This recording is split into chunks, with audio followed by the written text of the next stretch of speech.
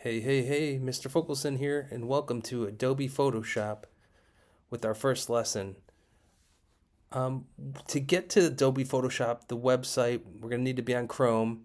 There's a couple ways to do it. At the bottom of your computer, there's the docs, which you can click the PS icon, or in the assignment, you should be able to see an Adobe Photoshop link that should take you to the website. So basically, you have to be in Chrome. That's a big thing. The other thing is you need to sign in if you're entering Photoshop for the first time on the web. So I'm going to go ahead and do that. Sign in. Make sure you continue with Google. Choose your @NAC34 account. If you don't have that there, you can go ahead and type it in. And then make sure, this is super important, make sure you press company or school account. Okay, once you do that, put in that password as well. You might have to save the password so that way it remembers. What I'm going to do next is go to the tutorials and the light bulb, click on that. I'm going to go to view all tutorials, and then I'm going to go to add text to your image. This is going to be the first one we're going to do. All right, since it's the beginning, I'm going to pick one of the default images, and we're going to watch this video. I'm going to go full screen. Text is a key aspect in many projects, and it's incredibly simple to add using Photoshop on the web. Within your tools, you'll find the Type tool, and you're immediately presented with various options to get you quickly started. We could start off with a simple text layer by either choosing the Add Text option or clicking anywhere on the canvas. But for this design, I know I want something bold with a nice gradient overlay. And now that it's on my canvas, it can be immediately edited by typing. This already looks nice, but you'll surely need to edit your text properties from time to time. And that can be done in one of two ways. First, you'll find common text properties over to the right, where you can switch out your font, its weight, size, and so on. The Properties panel is also where you'll find layer effects, if any are applied. And since we started off with the gradient overlay, the colors, style, and direction can be edited here. The second way to edit your text is to make sure your Type tool is active. Then double-click the layer on your canvas to create a selection. This will then allow you to adjust basic properties straight from the taskbar. Or if you simply need to resize your text, the good old Move tool will let you transform it directly on your canvas. And that's a look at adding and editing text in Photoshop. All right, we're going to exit out of full screen there. Whoops. And then we're going to exit out of the video by pressing the X, because I'm ready to work on it. All right, so I'm going to go to the text tool like the video said, and I'm going to go ahead and click on one of the options. I'm going to scroll down, and this is the one that they selected in the video, so I'm going to click on that one. You can pick one that you would like. All right, you don't have to do the one from the video. And I'm going to go ahead and move it with the Move tool. There's the Move tool, and we're going to move it to the spot. All right, and then I'm going to go back to the Type tool, and I'm going to go ahead and highlight it.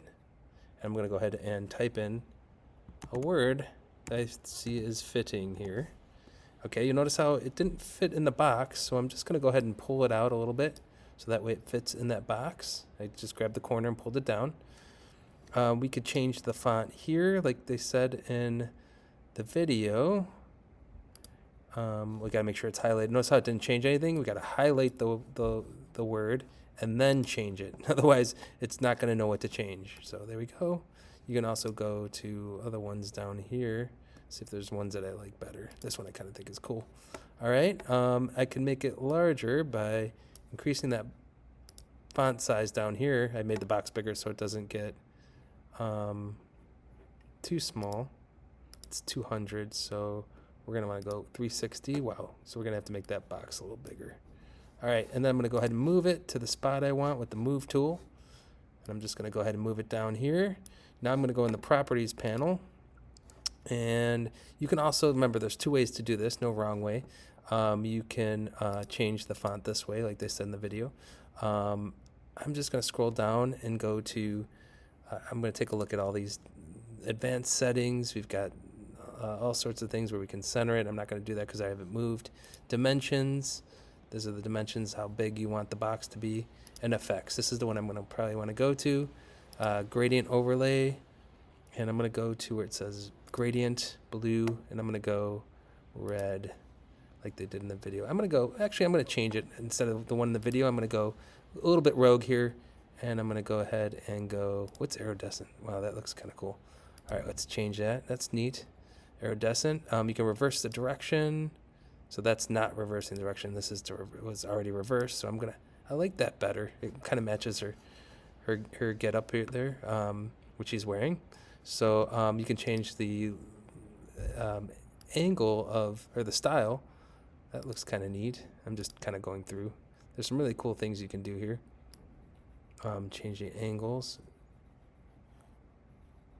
Let's see. So kind of like that. That looks kind of cool. And you can increase the scale or decrease the scale. It didn't really do too much with the angle because that was the angle I was pointing at. And any sort of settings, didn't really do too much. Aligning with the layer, we're going to keep it aligned. So there's some pretty cool things that you can do with the properties. So that's where we're at with adding the text to image. I'm going to go ahead and hit the download button. Download to computer. Okay, and then I'm going to make sure it's on the desktop, right? We want to make sure we save to the desktop, not our documents. I'm going to give it a title, make it simple, call it yoga. Notice how I just typed in because it was all highlighted, so I didn't need to erase anything or do anything except type it in.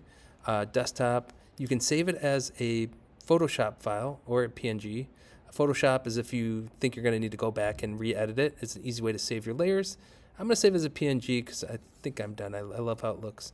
But it's always a good habit to, especially with those projects, to save it as a Photoshop document because if you do need to edit it, because once it's a PNG, you won't be able to go back in the layers and change the type or anything like that. So you decide what you want to do. I'm going to save it as a PNG right now. I'm going to hit save to desktop, and it's on my desktop now. It's saved. So make sure you save it to that desktop so you have access to it. There it is on my desktop. And then I'm going to go to the classroom. I'm going to go to the correct class, which is my Photoshop class.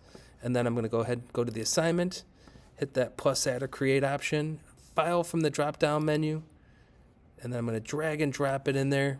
Bam! Right? And it's going to load up, hopefully soon. Depends on how the internet's working today, right?